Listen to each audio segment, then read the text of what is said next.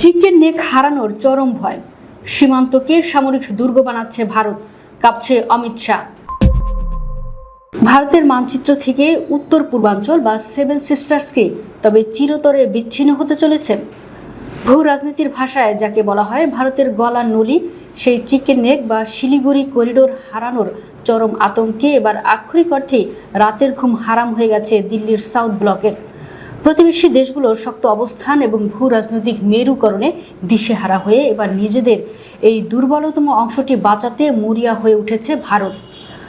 আর সেই মরণ ভয় থেকেই তড়িঘড়ি করে শিলিগুড়ি করিডোরকে এক অব্যর্থ সামরিক দুর্গে পরিণত করার ঘোষণা দিলেন ভারতের কেন্দ্রীয় স্বরাষ্ট্রমন্ত্রী অমিত শাহ। শুক্রবার শিলিগুড়ির রানীডাঙ্গায় সশস্ত্র সীমা বলয়ের উত্তরবঙ্গ ফ্রন্টিয়ার হেডকোয়ার্টারে এক অনুষ্ঠানে যোগ দিয়ে অমিত শাহ ভারতের এই অস্তিত্ব সংকটের কথা কার্যত স্বীকার করে নেন। তিনি শিলিগুড়ির করিডোরকে সুরক্ষিত রাখতে এক ভয়ঙ্কর ত্রিকোণীয় নিরাপত্তা গ্রিড তৈরির ঘোষণা দিয়েছেন। চোপড়া, কিষানগঞ্জ ও ধুবড়ি এই তিন সামরিক ঘাঁটিকে কেন্দ্র করে পুরো করিডোরে নজরদারি ও সামরিক উপস্থিতি বহুগুণ বাড়ানো হয়েছে। করিডোর হারানোর ভয়ে ভারত এখন সেখানে নিয়মিত তিস্তা প্রহার এর মতো ভারী সামরিক অনুশীলন চালিয়ে নিজেদের অস্তিত্ব প্রমাণের চেষ্টা করছে। চিকেন নেক বাঁচাতে ভারত কতটা মরিয়া তা অমিত শাহর বক্তব্যই স্পষ্ট। তিনি অভিযোগ করেন, দীর্ঘকাল ধরে সীমান্তকে দুর্গে পরিণত করতে 560 একর জমির প্রয়োজন ছিল, কিন্তু সাবেক মুখ্যমন্ত্রী মমতা বন্দ্যোপাধ্যায় সেই জমি দেননি।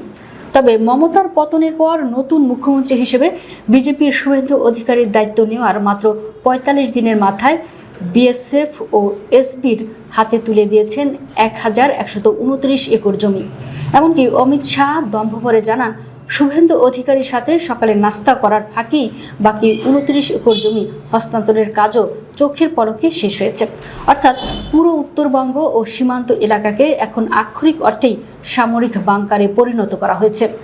চিকেন নেক পঙ্গু হয়ে গেলে ভারতের মূল ভূখণ্ডের সাথে উত্তর পূর্বাঞ্চলের যোগাযোগ মুহূর্তেই বিচ্ছিন্ন হয়ে যাবে। এই চরম দুর্বলতা ঢাকতে অমিত শাহ 189 কোটি টাকার প্রশাসনিক প্রকল্পের উদ্বোধন করেন। তিনি জানান, ভাইব্রেন্ট ভিলেজ প্রোগ্রাম 2.0 আওতায় 6,839 কোটি টাকা ব্যয় করে বাংলাদেশ ও ভুটান সীমান্ত গ্রামগুলোকে যুক্ত করা হচ্ছে।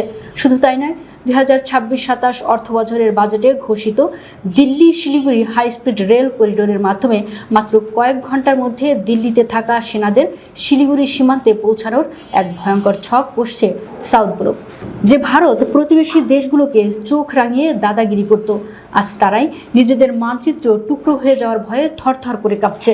মাত্র 22 কিলোমিটার চওড়া একটি করিডোর নিয়ে দিল্লির এই সামরিক উন্মাদনা আর ত্রিকোণীয় গ্রিড প্রমাণ করে দিল ভিতরে ভিতরে ভারত আজ কতটা অরক্ষিত ও আতঙ্কিত। চিকেন নেক বাঁচানোর এই মরিয়া চেষ্টাই বলে দিচ্ছে ভবিষ্যতের যে কোনো ভূ রাজনৈতিক সংঘাতে ভারতের সবচেয়ে বড় দুর্বলতাই হতে যাচ্ছে তাদের নিজেদের এই ভূগোল।